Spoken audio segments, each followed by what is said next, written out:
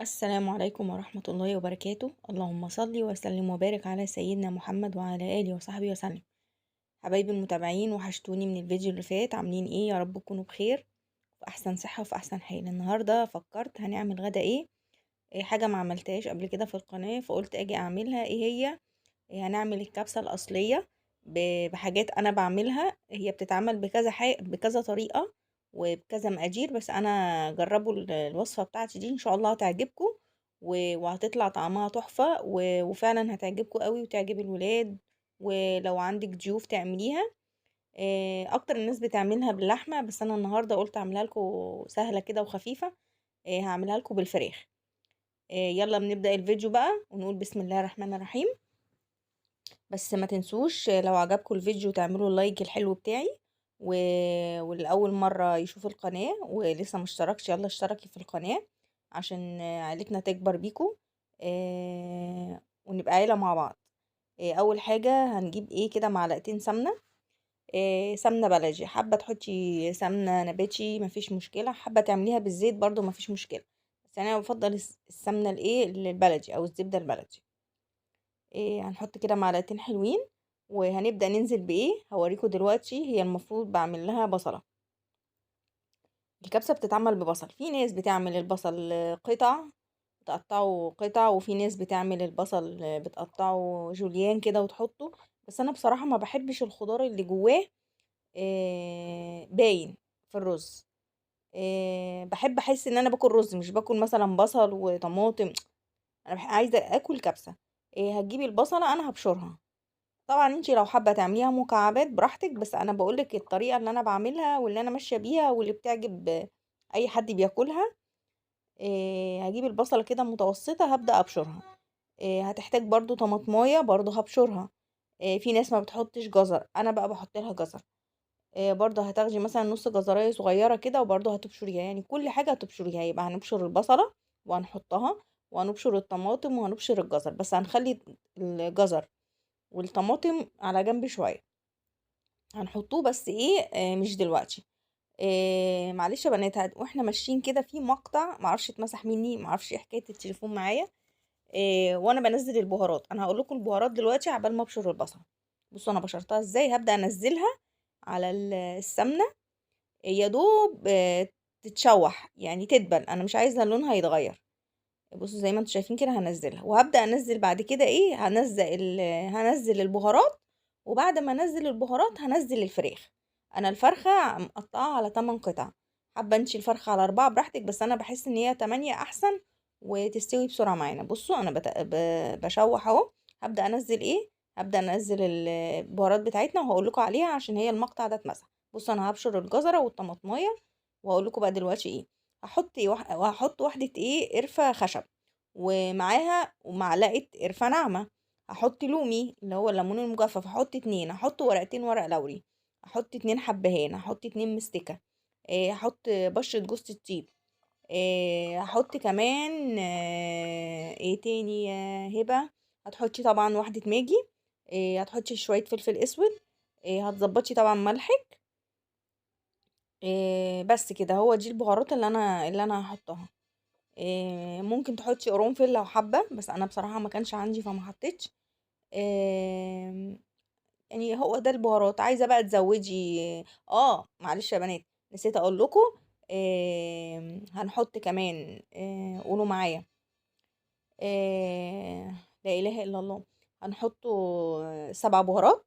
حابة تحطيها حطيها، مش عايزة برضو دي اضافة براحتك. بس هنحط كركم وكاري معلقة صغيرة، وهنحط بابريكا. يبقى بابريكا، كركم وكاري. هنحط 7 بهارات. هنحط جنزبيل. هنحط قرفة ناعمة وقرفة صوابع. هنحط واحدتين مستكة وواحدتين حبهان. هنحط واحدتين ورق لوري. حابة تحطي قرنفل براحتك.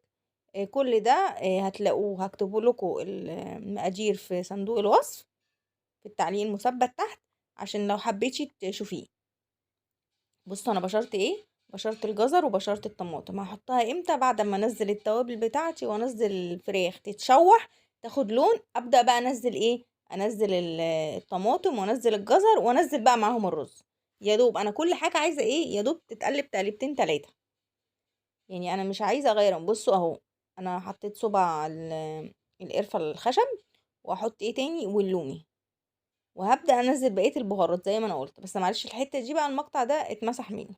بصوا انا بقى وحطيت الفراخ كده يا دوب. بصوا احمرت ازاي واتشوحت واخدت لون. هنبدا ننزل ايه، هبدا انزل الجزر، وانزل الطماطم اللي بشرناهم. هياخد تقلبتين كده، وابدا انزل الرز قد ايه. رز البسمتي هتجيبي كوبايتين وتنقعيهم لمدة ساعة في مية.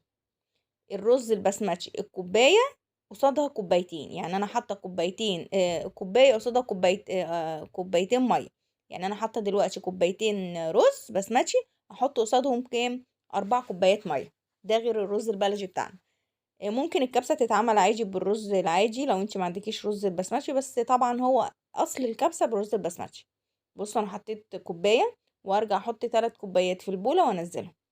طبعا هتظبطي ملحك، وتسيبيها على النار بقى لغاية لما تبدأ تشرب ميتها. هتشوفوها معايا دلوقتي. هتبدأي تعملي ايه، هتبدأي بقى توطي عليها النار. مش هتاخد معاكوا وقت. هي الوصفة دي كلها ما كملتش معايا نص ساعة. بصوا انا دول 3 كوبايات، وانا حطيت كوباية ب4. يبقى زي ما اتفقنا كوبايتين الرز البسمتي بياخدوا قد ايه، بياخدوا 4 مية. يعني الكوباية بتاخد كوبايتين مية قصادها. طبعا بس الأحسن طبعا ان انتي تحطيه في، تغسليه كويس وتنقعيه في مية لمدة ساعة. بصوا انا بوريكم الفراخ ان هي اتشوحت ازاي مع البهارات. معلش المقطع ده اسفة غصب عني، هو التليفون تقريبا فيه مشكلة. بصوا انا هبدأ اظبط بقى المية بتاعته والملح بتاعه، وهقلبهم كلهم واسيبهم بقى. هتلاقي الفراخ استوت. انت هتقولي ممكن ايه ده الفراخ ما استوتش، لا هوريكم الفراخ استوت، والرز استوى و... ومفلفل كده وجميل. بص انا كنت بدوق الرز، لقيته محتاج ايه، محتاج شويه ملح. انتي طبعا حطي بقى الملح ايه، على انا بحط على كل كوبايه رز بحط لها معلقه ملح كبيره، اللي هي الصغيره بتاعه الملح، مش معلقه الاكل. بس انتي بقى شوفي على حسب المعلقه اللي عندك. بصوا انا غطيته، وهسيبه بقى اول ما يشرب ميته. بصوا زي ما انتوا شايفين كده بيبقبق كده ازاي. هيعجبكم قوي. جربيه بالطريقة دي. و... ولو شفت لو عملتيه وعجبك، اكتبي لي في التعليق تحت. ولو الفيديو عجبك لغاية دلوقتي، ما تنسيش اللايك بتاعي. حطي اللايك بتاعي عشان نكبر مع بعض، عشان الفيديو يوصل لأكبر عدد من الناس. بصوا انا بوريكم بعد ما استوى. شايفين الفراخ؟ بصوا الرز مفلفل ازاي. شايفين يا بنات؟ ان شاء الله يعجبكم.